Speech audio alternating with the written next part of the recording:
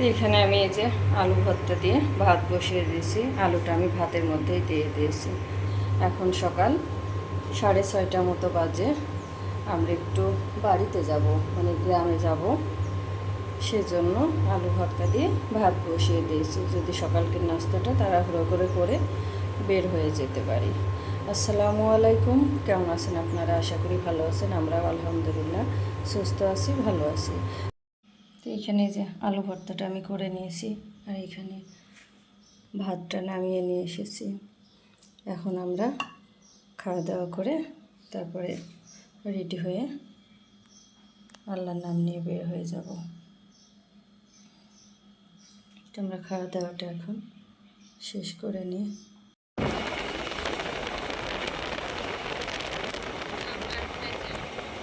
গ্রামে চলে যাচ্ছি। কি সুন্দর একটা ফুলের গাছ, কৃষ্ণচূড়া ফুলের গাছ।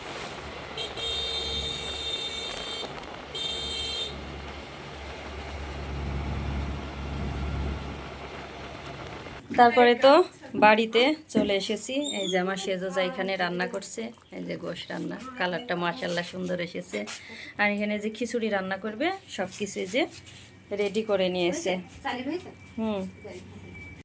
এইখানে যে খিচুড়ি রেডি করে নিচ্ছে আমার সেজোজা। দেখুন, গ্রামের রান্না বাড়া কিন্তু খড়ির রান্না, অনেক মজা হয় সব কিছু। লবণ জানিনি দিছে, আগে মনে হয় দেওয়া হয়েছে না তেল। এখন খুব সুন্দর করে হাত দিয়ে মাখিয়ে চুলায় দিয়ে দিবে। আমাদের বাড়ির কাজ শেষ হয়ে গিয়েছে। তারপরে আমরা এই যে কুষ্টিয়া উদ্দেশ্যে রওনা দিয়ে দিয়েছি। এখন এই যে আমরা, এটা কোন জায়গা? 4 মাইলে সিএনজির মধ্যে। রাস্তাটা ভালো হয়ে গিয়েছে, আসা যাওয়া খুব মানে কষ্ট হচ্ছে না। কাজ চলছিল, এখন একদম কাজ কমপ্লিট হয়ে গেছে, অল্প একটু শুধু বাদ আছে, ওইটাও কাজ চলছে। চারিপাশের দৃশ্যটা অনেক সুন্দর লাগছে, একদম সবুজ, আর সেই সাথে তো রোডটা সেই। এইখানে আসার সময় কিছু ব্রেড নিয়ে আসছি, এগুলো এখন আমি এখানেও এক প্যাকেটে যে এইগুলো রাখলে কি হয়, ছোট মেয়ে তাড়াহুড়ো করে সকালে স্কুলে কিছু খেয়ে যেতে চায় না, আবার যখন পড়ে একটু ক্ষুধা টুধা লাগলে বের করে খেতে পারে। এই জন্য আমি এগুলো এনে সবসময় রাখি, বাসায় রেখে দিই। একা মানুষ, সবসময় তো সব জায়গায় দৌড়ানো বের হওয়া সম্ভব হয় না।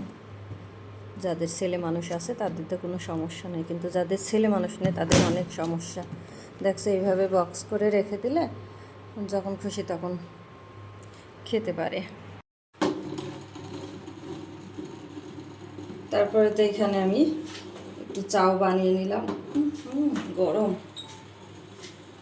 চা বানিয়ে নিলাম। এখন মেয়েদের দিব খাবার জন্য।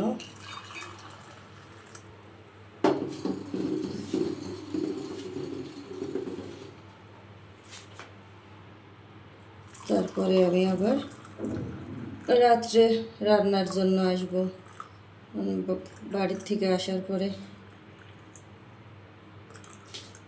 সকালবেলায় যাওয়ার সময় ওয়েদারটা একটু ঠান্ডা ঠান্ডা ছিল,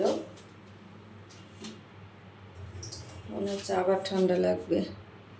আমি এখানে লেবু দিয়ে দেব, বেশি দেওয়া যাবে না, বেশি চিপলে তিতা লাগবে।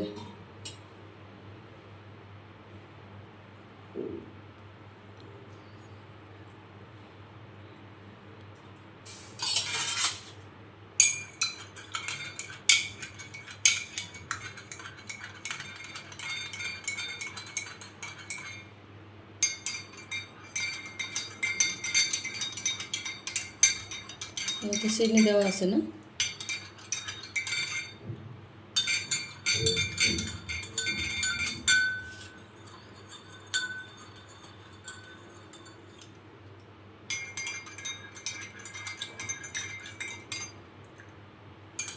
কালারটা মাশাআল্লাহ সুন্দর আসে এইভাবে চা বানাইলে, খেতেও কিন্তু অনেক মজা লাগে।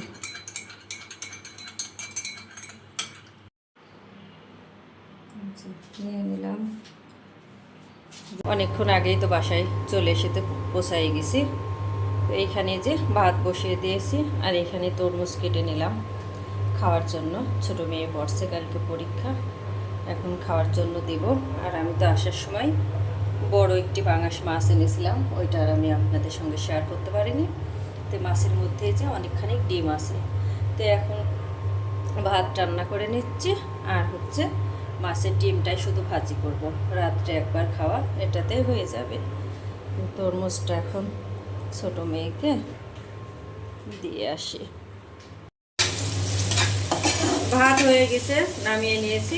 এখন আমি এই যে এখানে তেলে পেঁয়াজ আর কাঁচামরিচ দিয়ে দিলাম মাছের ডিম ভাজি করার জন্য। কিন্তু পেঁয়াজটা আমি খুব বেশি ভাজবো না, কারণ ডিম ভাজবো, ডিমের সঙ্গে ভাজা হয়ে যাবে। তাই একটু নরম হয়ে আসলে আমি ডিমটা দিয়ে দেব। এখন আমি এই যে ডিম দিয়ে দিলাম।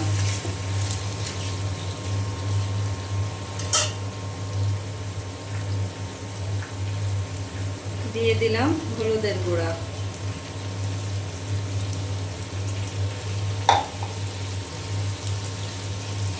স্বাদ মতো লবণ,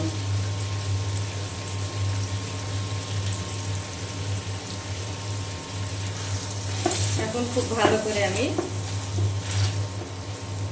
একটু এইভাবে ভেঙে দেব।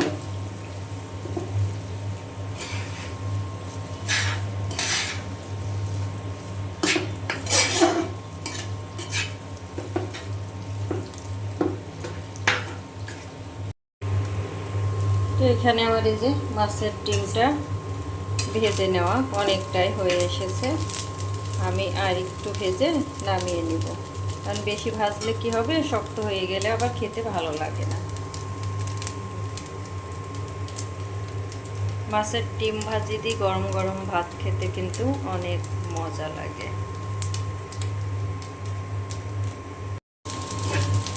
তো এখানে যে মাছের ডিমটা ভেজে নেওয়া হয়ে গিয়েছে, আমি এখন নামিয়ে নেব।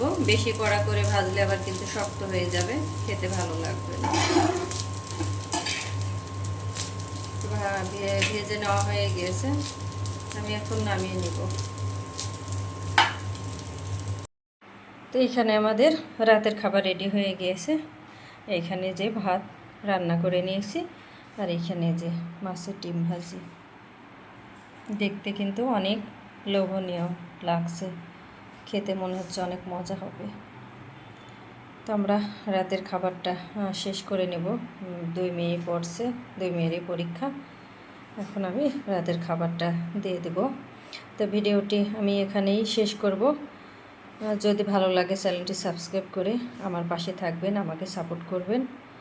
আর যদি ভুল ত্রুটি হয় ক্ষমা দৃষ্টিতে দেখবেন। আর ভিডিও দেখার শুরুতে প্লিজ একটি লাইক দিয়ে ভিডিওটি দেখা শুরু করবেন। আপনাদের জন্য রইল অনেক অনেক দোয়া ও ভালোবাসা। আসসালামু আলাইকুম।